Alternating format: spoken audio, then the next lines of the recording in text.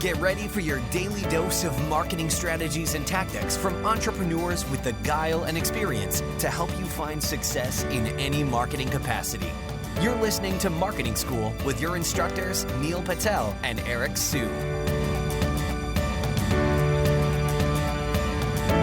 Hello and welcome to another episode of Marketing School. I'm Eric Su. And I'm Neil Patel. And today we're going to talk about how you can keep your users engaged with your video. So quick recap, videos getting bigger and bigger. I think we've emphasized this a couple times, but still in 2020, we're going to see 90% of the content become videos. And that's according to a Facebook VP. And again, video viewers have doubled as of this year. It's just going to continue to get bigger. It's easier to produce video nowadays, right? Live is becoming bigger and bigger. Instagram's doing it.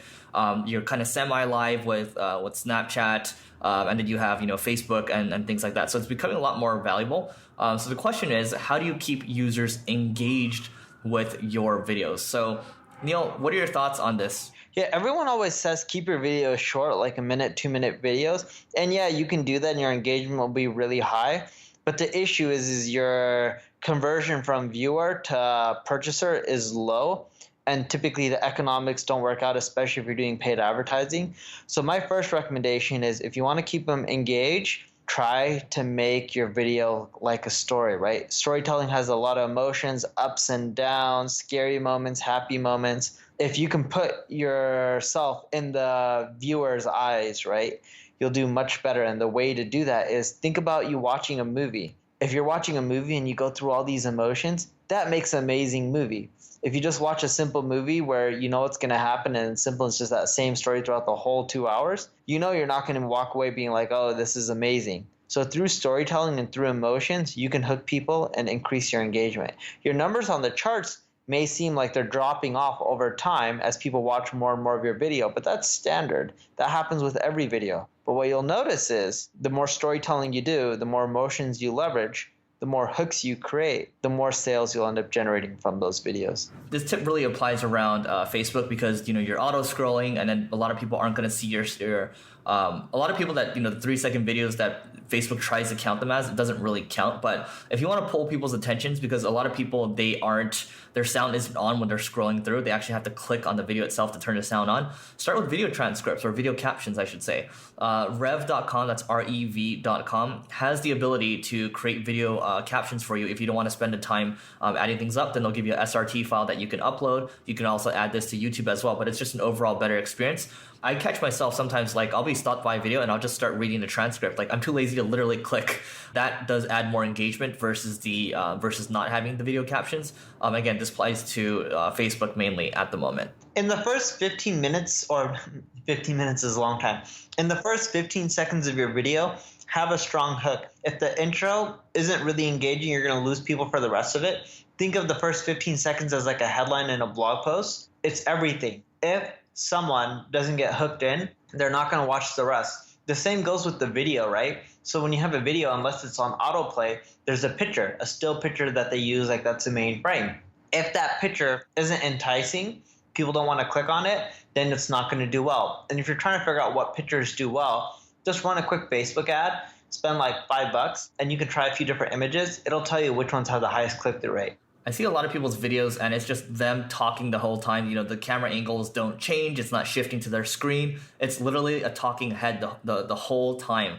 And that can be boring. It'll turn people off. And this is why people switch camera angles all the time to keep people engaged with the video. And it actually works. I think there's probably a certain phrase for that. Feel free to chime in if you know it. But if you don't have a good setup, I'll see people manually changing like the angle like on their own too. Like, so you can do like a poor man's way of doing that. But switch things around. Like, if it's just you doing like a screencast video, switch from your face to doing the screencast. Just switch back and forth.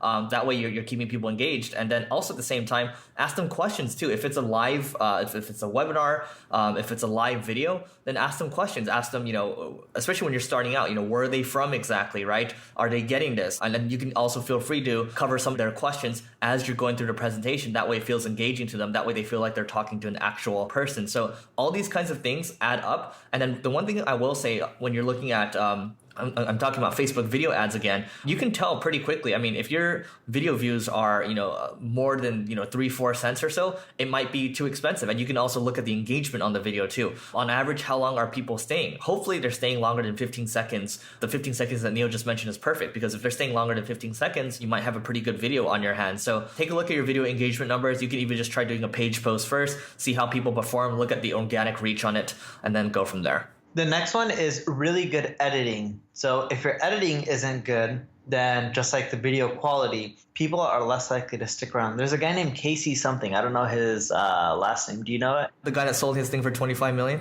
I don't know if he sold for 25 million, but he's really popular on YouTube. Yeah, it's Casey, it's Neistat. I'm probably butchering it, but you'll find it. Yeah, what did he sell for 25 million bucks? Okay, so the way he built such a big brand, he had I think apparently from what I hear, he built this useless app. And don't come crucify me, Twitter. He sold it for $25 million to CNN, and CNN basically hired out his team. They didn't buy his brand specifically, but they know he's such a big influencer that he's just gonna work with CNN now. That's the power of being an influencer and being good with videos. That's amazing. 25 million bucks for that.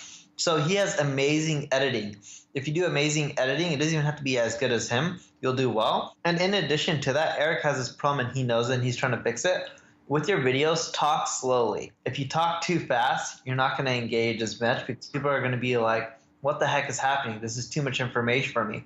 I have the same problem when I do my video webinars and I go over advanced stuff. People are like, Neil, all these tactics seem great, but you're talking so fast, I don't even understand what's happening. That's actually true. And by the way, if you feel like we talk fast, please tweet at us. I feel like I probably talk significantly faster than Neil. The other side of things, when you're doing videos, one other tip I have, because live's getting bigger and bigger, you have Telestream Wirecast. And Wirecast will allow you to simulcast basically to, let's say, you can do YouTube Live, you can do Facebook Live, you can even do Twitch as well. And now that Instagram's going live, they're probably going to add that in. And they have Periscope right now, but now Twitter, you can actually go live natively within the app too. So imagine if you can go live at 5 times, you're going to be doing something special. So, I mean, one of my plans is to, try that quite a bit in 2017 to see how it goes. But it is a $500 one-time cost. I think it's probably worth investing into it once you have, your other marketing channels figured out. I think it's certainly good. If you have good value to add,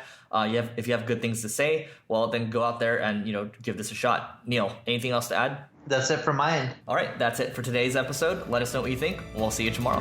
This session of Marketing School has come to a close. Be sure to subscribe for more daily marketing strategies and tactics to help you find the success you've always dreamed of. And don't forget to rate and review so we can continue to bring you the best daily content possible. We'll see you in class tomorrow, right here on Marketing School.